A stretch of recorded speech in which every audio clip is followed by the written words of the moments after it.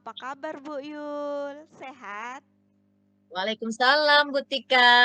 Alhamdulillah Bu ya, saya sehat, sehat lahir batin. Alhamdulillah.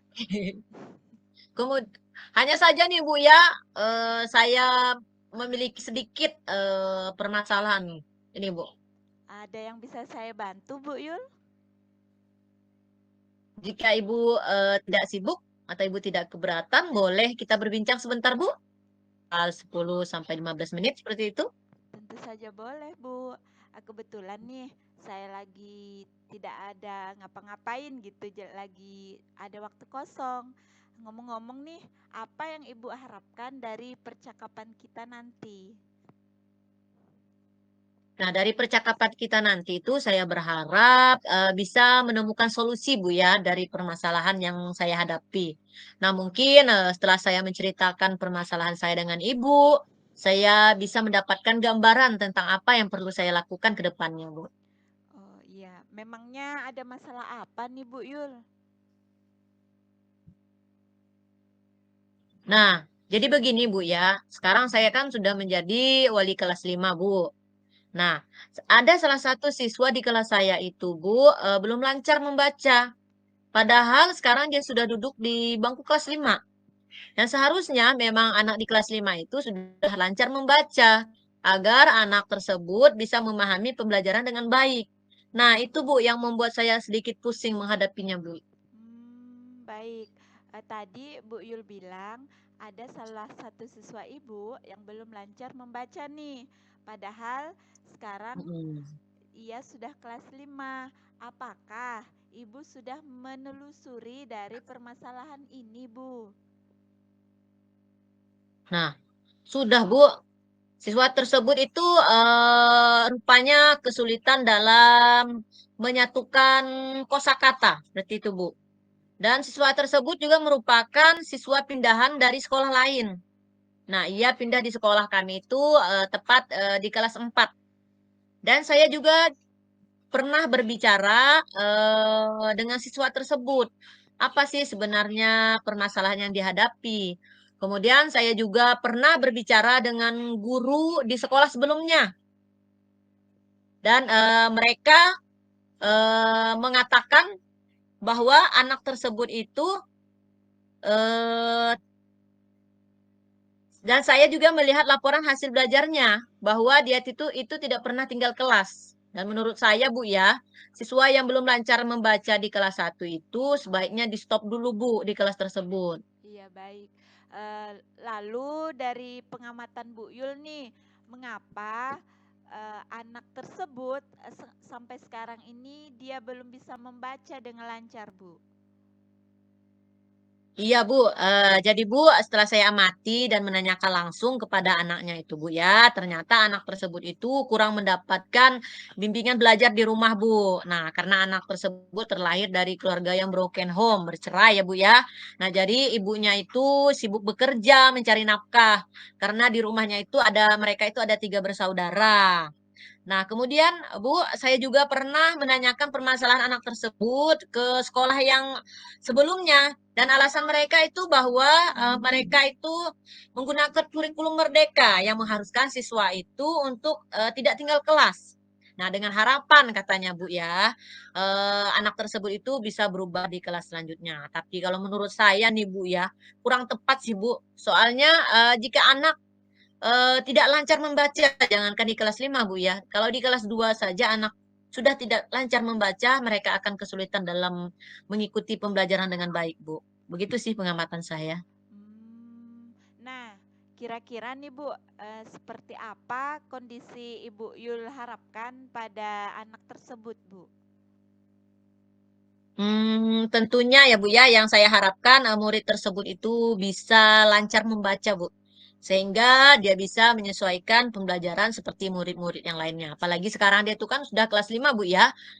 Untuk 1 tahun lagi harus di kelas 6 ujian sekolah. Nah, bagaimana di tingkat SD saja dia tidak lancar membaca, bagaimana untuk kedepannya? Seperti itu Bu. Iya. Kalau begitu Bu, apakah ada nih yang bisa Bu Yul lakukan untuk meningkatkan literasi belajar murid itu, Bu? Nah, iya Bu ya. Jadi berdasarkan pengamatan nih, yang bisa saya lakukan, yang pertama itu saya melakukan evaluasi dulu nih Bu, untuk memahami apakah ada kesulitan belajar seperti anak tersebut disleksia seperti itu, yang memungkinkan mempengaruhi kemampuan belajar membaca anak. Nah, kemudian selanjutnya yang bisa saya lakukan yaitu menyediakan waktu untuk bimbingan individual kepada anak tersebut. Nah, di mana anak tersebut itu bisa mendapatkan perhatian lebih untuk meningkatkan keterampilan membaca. Nah, di sini saya menyediakan waktu khusus ya Bu ya, ketika anak-anak yang lain sudah pulang sekolah. Nah, anak ini diberikan waktu sekitar 30 menit untuk belajar membaca bersama saya.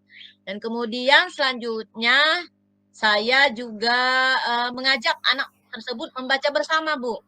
Baik buku cerita maupun buku materi yang, beliau minati. Nah, ini juga bisa meningkatkan motivasi dan keterlibatannya. Dan yang terakhir, saya juga mengajak anak tersebut untuk berpartisipasi, Bu, dalam kelompok baca di sekolah atau di perpustakaan. Nah, sehingga anak tersebut bisa belajar dalam suasana yang menyenangkan. Jadi anak tersebut bisa belajar dengan teman yang lebih pandai dari dia, Bu. Baiklah Bu. Apakah ada kira-kira metode yang pernah Ibu lakukan di kelas? Oke, nah ada Bu ya. Jadi semua kegiatan, yang telah saya sebutkan tadi itu Bu, sudah saya lakukan dan sudah berhasil Bu ya. Dan sekarang sudah berhasil saya lakukan di sekolah, seperti itu Bu. Wah, luar biasa sekali ya Bu Yul ya. Jika kita rating itu dari angka 1 sampai 10, menurut Bu Yul nih, seberapa tingkat keberhasilan metode itu Bu untuk meningkatkan kemampuan membaca siswa?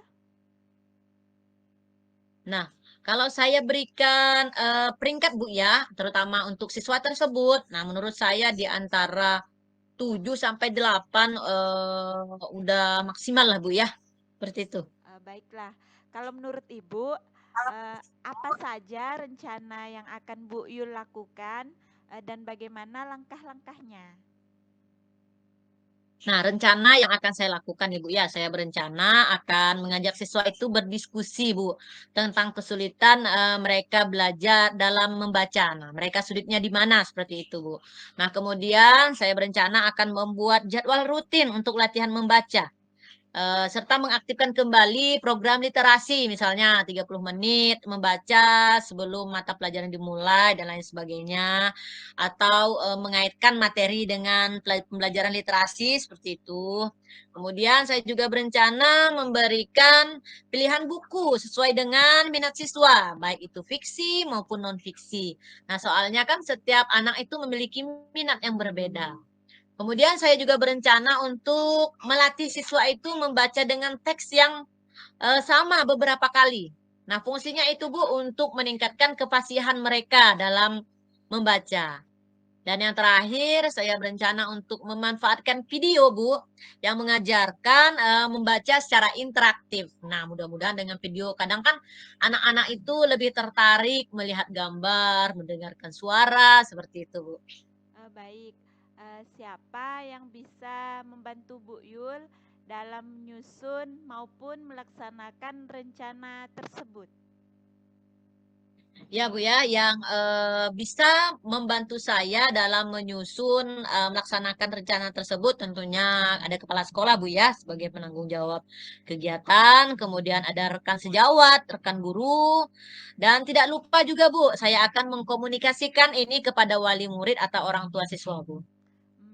Kira-kira berapa lama waktu Ibu butuhkan untuk melakukannya? Nah, sepertinya tidak memerlukan waktu yang lama, Bu, ya. Hal ini akan, saya terapkan secepat mungkin, Bu. Hanya saja, Bu, ya, segala rencana mungkin proses pencapaiannya saja yang membutuhkan waktu yang lama, karena tidak ada yang instan, Bu, ya. Segala sesuatu itu perlu proses seperti itu. Iya, betul sekali ya Bu Yul ya. Nah, kapan nih Bu Yul bisa mulai melaksanakan rencana ini Bu? Nah, sepertinya rencana yang, saya sebutkan tadi akan segera saya terapkan, Bu, ya, agar murid itu bisa mendapatkan hak belajar mereka. sehingga terlaksana pembelajaran yang diinginkan, bagi murid maupun bagi pendidik, Bu. Kemudian nih Bu Yul, komitmennya seperti apa yang akan Bu Yul lakukan agar rencana ini berjalan dengan baik? Nah, kalau komitmen tuh, Bu, ya, kalau bicara tentang komitmen, ya saya akan selalu konsisten lah ya, Bu, ya. Secara terus-menerus, melakukan apa yang telah direncanakan tersebut, kemudian secara terus-menerus belajar dan mengupdate informasi, kemudian berkolaborasi dengan rekan sejawat, berbagi praktik baik dengan rekan guru, baik di sekolah maupun, di luar sekolah. Nah, ya, khususnya untuk meningkatkan kompetensi diri saya sebagai seorang pendidik. Jadi bisa menerapkan pembelajaran di kelas dengan berbagai metode atau gaya belajar yang menarik, seperti itu, Bu. Baik Bu Yul, apakah ada dukungan dari pihak lain yang Ibu butuhkan? Nah, kalau masalah dukungan, Bu, ya, kalau di sekolah saya itu dukungan dari segi sarana, prasarana, moral itu sudah saya dapatkan, Bu, baik dari kepala sekolah maupun dari rekan sejawat. Nah, mungkin lebih ke internal dari diri saya, Bu, ya, kali. Lebih konsisten dalam menjalani rencana yang akan dilakukan. Dan yang paling penting nih Bu ya, saya penting sekali mendapat dukungan dari orang tua Bu, karena di sekolah mereka kan cuma sebentar, dari jam 7 sampai jam 12 kan kadang paling lambat. Nah, mereka itu lebih banyak di rumah, jadi peran orang tua itu juga besar sekali dalam dunia pendidikan Bu. Baiklah Bu Yul, semoga rencana Ibu berjalan dengan lancar ya Bu ya. Nah, Iya baga- Bu. bagaimana nih perasaan Ibu setelah kita berbincang sejenak tadi? Oke, Masya Allah sekali Bu ya, lega dan senang sekali rasanya saya merasa sudah menemukan solusi dari hasil perbincangan kita ini Bu. Nah, Alhamdulillah, syukurlah Bu ya kalau begitu. Apakah ada hal lain yang ingin Bu Yul sampaikan? saya rasa cukup Bu ya. Dan terima kasih Bu sudah meluangkan waktu Ibu untuk berbincang dengan saya, sehingga saya menemukan solusi dari permasalahan saya. Terima kasih banyak Bu ya. Iya, sama-sama Bu. Saya juga senang bisa mendengarkan cerita Ibu. Semoga kita bisa terus saling berbagi ya Bu ya. Sampai jumpa ya Bu Yul. Assalamualaikum. Sampai jumpa kembali Bu. Waalaikumsalam.